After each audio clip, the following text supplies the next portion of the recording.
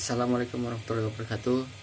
Saya Farhan Farroji, NIM 0101181003 akan menjelaskan materi ceramah tentang pemuda dan masjid. Assalamualaikum warahmatullahi wabarakatuh. Innal hamdalillah nahmaduhu wa nasta'inuhu wa nastaghfiruhu wa na'udzu billahi min syururi anfusina wa sayyiati a'malina may yahdihillahu fala mudhillalah wa may yudlil fala hadiyalah. Asyhadu an la ilaha illallah wa asyhadu anna Muhammadan abduhu wa rasuluh. Allahumma sholli ala sayyidina Muhammad wa ala alihi wa sahbihi wa man tabi'ahum bi ihsan ila yaumiddin. Segala puji bagi Allah yang telah sebaik-baik nikmat berupa iman dan Islam. Selawat dan salat doa keselamatan terlimpahkan kepada Nabi Agung Muhammad beserta keluarganya, para sahabatnya, dan nabi-nabi seluruhnya.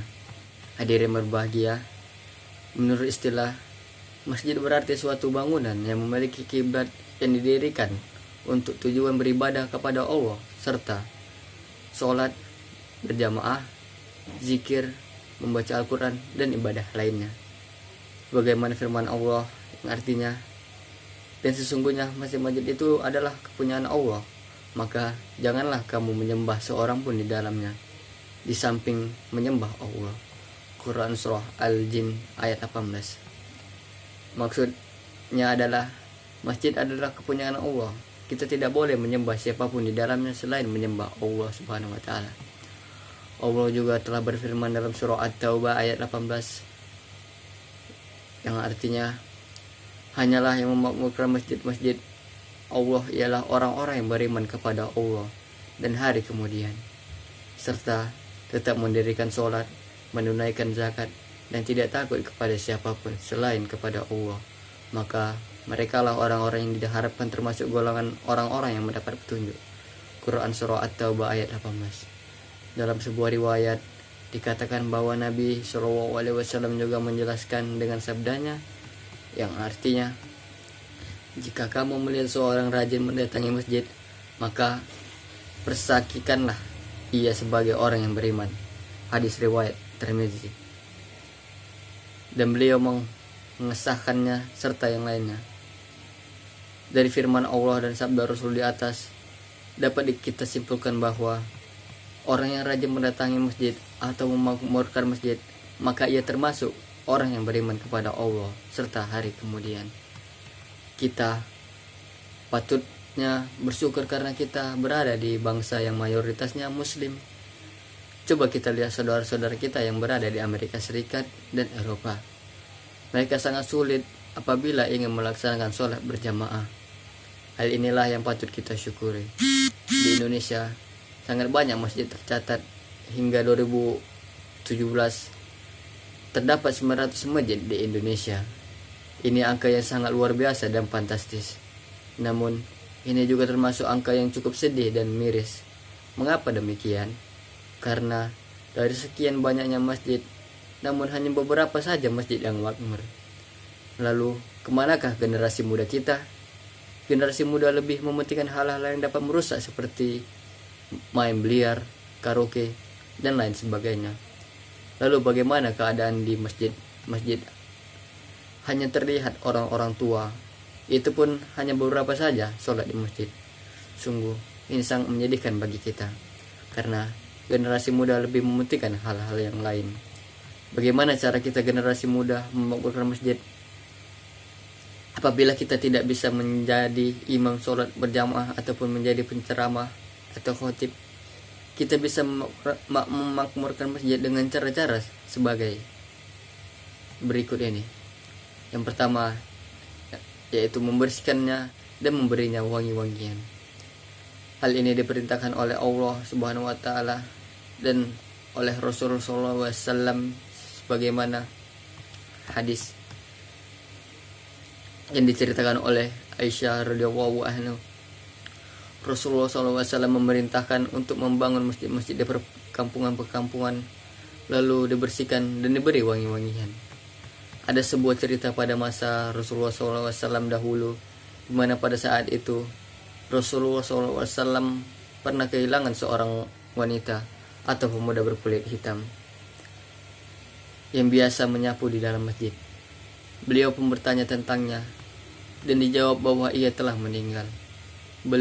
Beliau Rasulullah SAW berkata, "Tidaklah kalian mengabarkan kepadaku?" Dia, Abu Hurairah, berkata, seolah-olah mereka meremehkan kedudukan wanita atau pemuda tersebut. Maka Nabi SAW berkata, "Tunjukkan kepadaku kuburannya." Mereka pun menunjukkan, lalu beliau SAW menasihati mereka dan mensolatinya, yakni sholat atas jenazahnya, dan bersabda, "Sesungguhnya kuburan ini penuh kegelapan bagi penghuninya, tetapi Allah meneranginya untuk mereka dengan doaku buat mereka."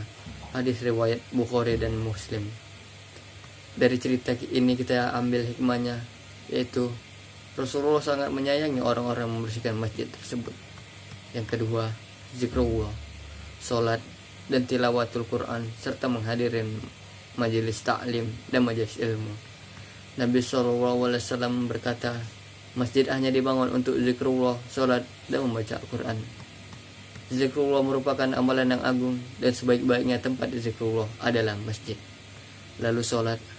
Apabila kita generasi muda tidak bisa menjadi imam dan sholat, kita bisa menjadi makmum, karena sebagai sabda Rasulullah SAW, sholat berjamaah itu lebih baik 27 kali lipat daripada sholat sendiri. Hadis riwayat Bukhari dan Muslim dari Ibnu Umar. Lalu adapun membaca Al-Quran dan mempelajarinya bersama-sama di dalam masjid juga telah disebutkan keutamaannya oleh Nabi SAW dan sabdanya, dan tidaklah suatu kaum berkumpul di dalam satu masjid untuk membaca kitab Allah dan mempelajarinya di antara mereka, melainkan akan turun ketenteraman pada mereka, rahmat dan menyelimuti mereka. Para malaikat menaungi mereka, dan Allah akan menyebut mereka di hadapan para malaikat di sisinya. Hadis riwayat Muslim dari Abu Hurairah. Maksudnya adalah, apabila kita berkumpul di rumah Allah untuk membaca Al-Quran dan mempelajarinya satu sama lain, kita akan diselimuti rahmat Allah dan akan turun ketenteraman bagi kita.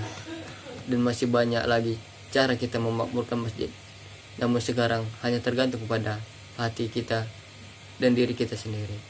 Apabila kita masih tetap ingin pergi ke tempat yang menyesatkan, atau kita ingin memakmurkan masjid dengan berkata dan berbagi ketaatan dan ibadah kepada Allah dan mendapatkan rahmat dari Allah Subhanahu wa taala. Karenanya sesungguhnya masjid adalah tempat yang paling dicintai Allah, sebagaimana sabda Rasulullah SAW, sebaik-baiknya tempat adalah masjid dan seburuk-buruk tempat adalah pasar. Hadis riwayat At-Tabrani dan Al-Hakim. Maka dari itu kita harus bisa menanamkan dalam hati kita agar bisa memakmurkan masjid, karena apabila kita memakmurkan masjid, maka banyak keutamaan yang kita dapatkan.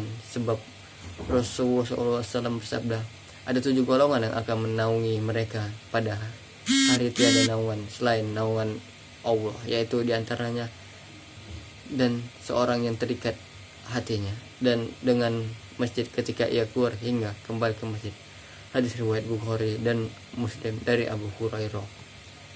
Maksudnya, apabila kita memakmurkan masjid, maka kita akan dinaungi oleh Allah pada saat hari tiada naungan selain naungan Allah Subhanahu wa taala. Semoga selama ini bisa bermanfaat bagi kita semua dan sebagai penulis sendiri. Semoga kita generasi muda ini dan pemuda seluruh Indonesia mampu memakmurkan masjid dengan berbagai ibadah dan ketaatan kepada Allah Subhanahu wa taala. Mohon maaf apabila ada kekurangan. Pada Allah saya mohon ampun. Wassalamualaikum warahmatullahi wabarakatuh.